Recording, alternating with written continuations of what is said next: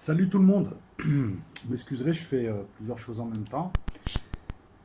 Petite intervention, j'ai décidé finalement de la faire, cette vidéo, pour parler de la loi anti-harcèlement qui est passée, je crois, qui a été votée, et qui a suscité pas mal d'interrogations. Alors habituellement, j'évite de commenter tout ce qui est fait divers, tout ce qui est à chaud, à moins que je puisse l'insérer dans une toile de fond, quelque chose de plus en arrière-plan. Et là, c'est le cas. Donc, je me permets de faire une vidéo. Le harcèlement en France, il est évident.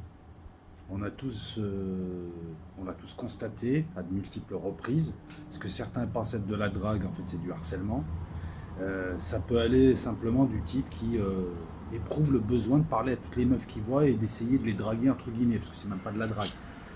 Alors que quelque part, il les importune, ça fait chier quand c'est répété plusieurs fois dans la journée, on peut comprendre que ce soit gênant quand une personne va d'un point A à un point B, elle n'a pas forcément envie de parler à tous les mecs qui passent.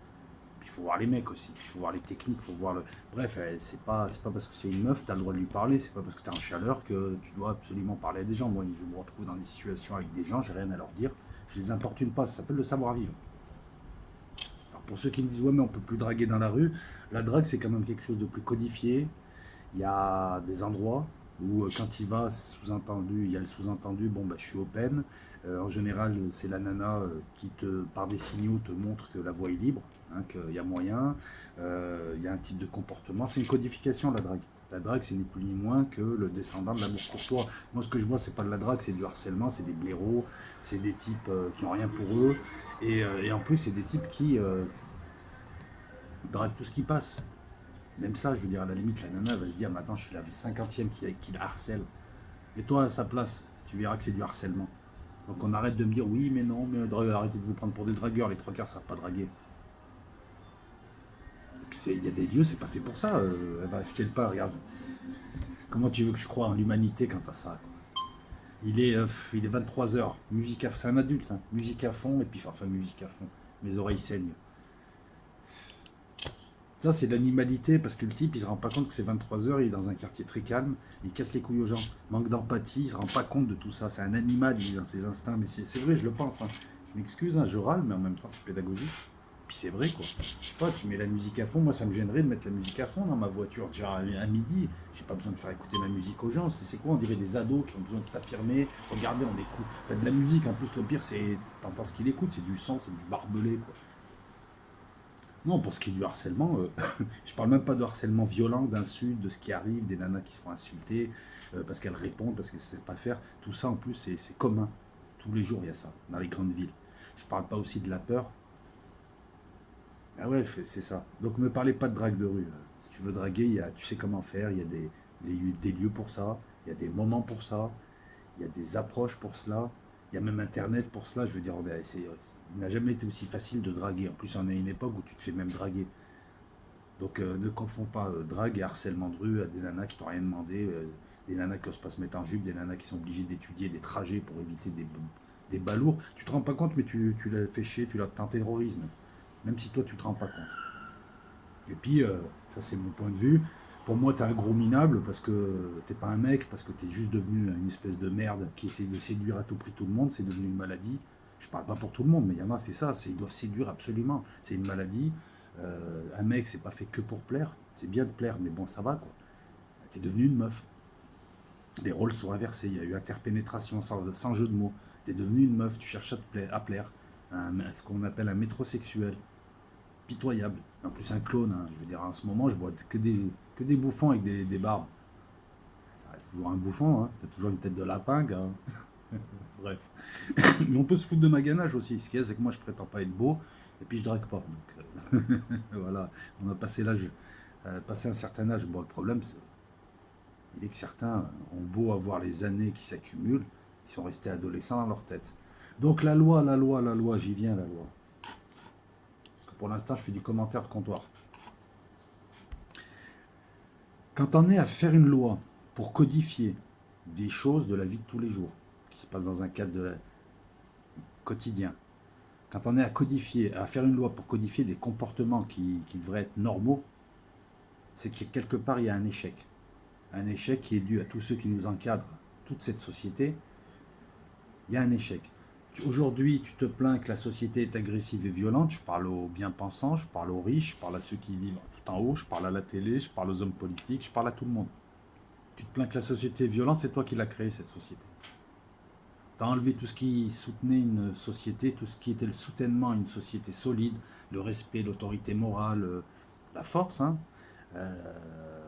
Tout un tas de choses, l'éducation des gens, la complémentarité des sexes. Tu as enlevé tout ça, tu as sexualisé la sphère publique, alors que ça devrait rester dans la sphère privée. Tu as pornographié la télé, les émissions, tout. Les enfants, on dirait des adultes en miniature, j'en parlais encore hier. Tu as sexualisé, parce que les enfants maintenant sont de plus en plus, sont de moins en moins naïfs sur la chose. Tu as créé cette société et tu t'en plains. Et tout ce que tu trouves à faire, c'est faire des lois pour essayer de récupérer. C'est-à-dire, tu as créé plein de déséquilibres et tu mets une cotelle sur une jambe de bois. Cet échec-là, c'est le tien. C'est cette société permissive, cette société où on ne jouit même plus, on n'a même plus de plaisir, puisque maintenant c'est agressivité, c'est violence, c'est pornographie, c'est plus aucun respect, c'est prétention au lieu d'être de l'orgueil, c'est des mecs qui sont plus des mecs, des nanas qui sont plus des nanas, il n'y a plus rien qui va. Aujourd'hui, quand tu sors dehors, tu vas dans une zone hostile, de par les comportements. Donc j'arrive, moi, à comprendre qu'une nana en est marre, mais je me dis, vous avez créé ça, et maintenant vous créez des lois, vous allez créer une loi pour pas que les gars écartent les jambes dans les métros. Alors j'explique à certaines féministes aussi qui n'ont pas compris que c'est musculaire, ça relâche les muscles, je crois que c'est les adducteurs ou les abducteurs, hein, je ne sais plus lequel, hein, je ne suis pas fort en anatomie.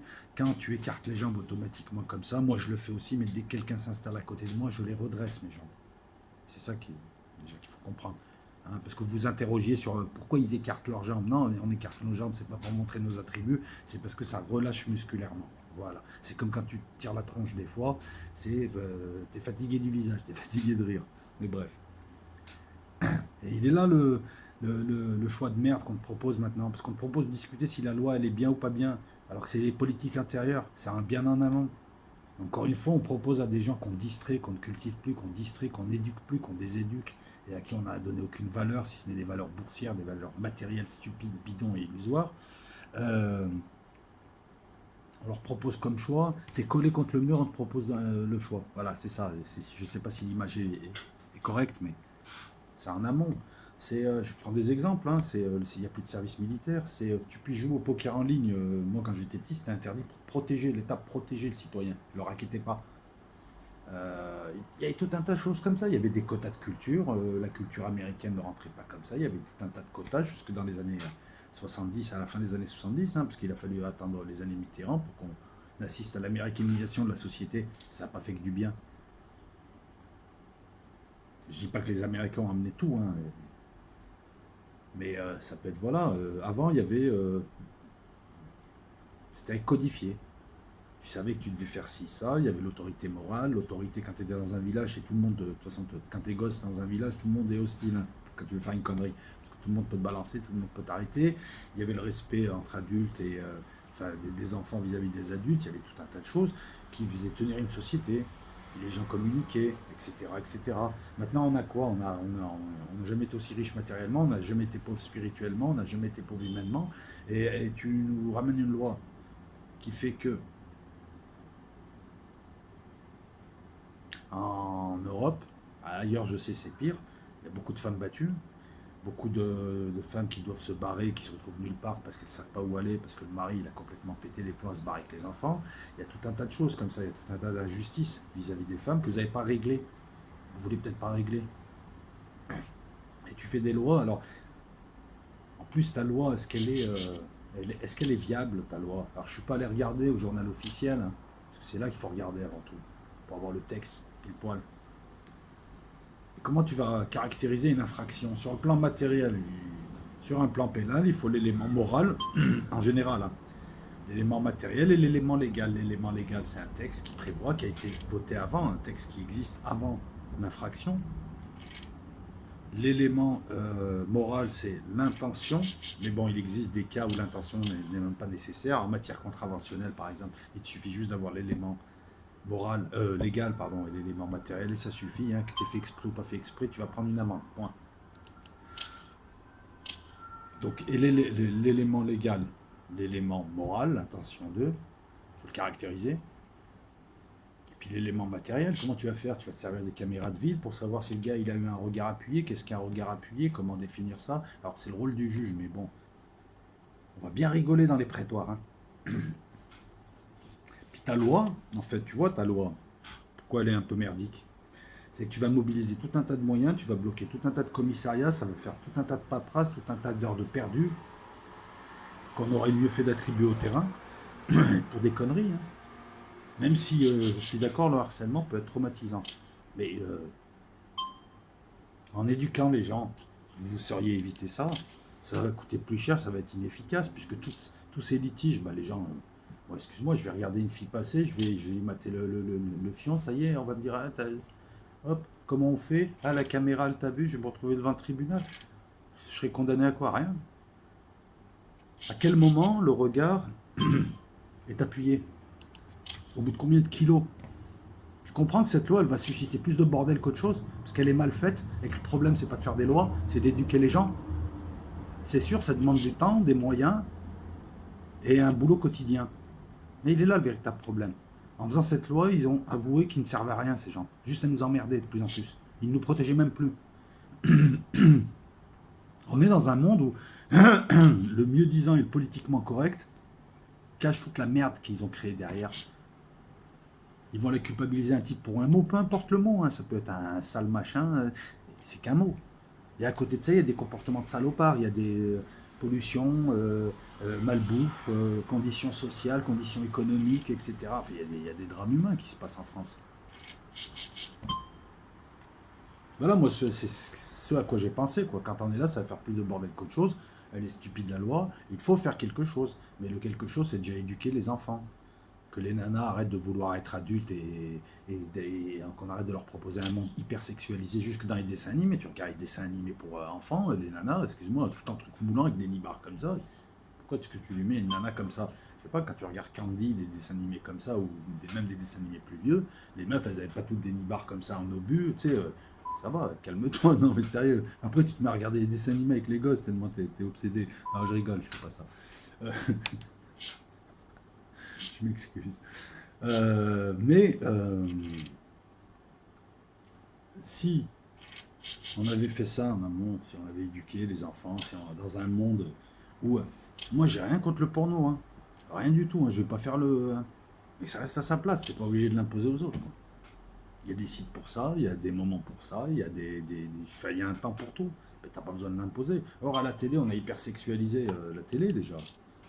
Il y a tout un tas de scènes qui servent à rien, je veux dire. Je veux bien, à la limite, une scène, bon, une scène ou deux, mais dans les films, il y a des scènes à rallonge qui servent à rien, je veux dire. Comme si on voulait tirer par le bas, tirer le plaisir des sens et pas la raison, redevient animal. Voilà, c'est tout ce que je trouve d'intelligent à dire hein, dans cette courte vidéo. Mais je pense que c'est mieux d'analyser les problèmes comme ça, c'est-à-dire on nous parle de ça, mais au lieu de me coller sur ça et de parler du fait, je veux parler de l'idée sous-jacente.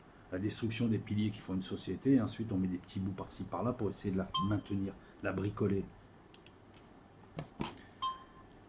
Ciao tout le monde, hein. Je vais reprendre ma partie là parce que je joue depuis quelques heures. Les vidéos arrivent hein, au fur et à mesure, mais il fallait que je fasse celle-là. N'hésitez pas à commenter, à pousser haut, à faire ce que vous voulez, tisser haut, tout ça. Ciao.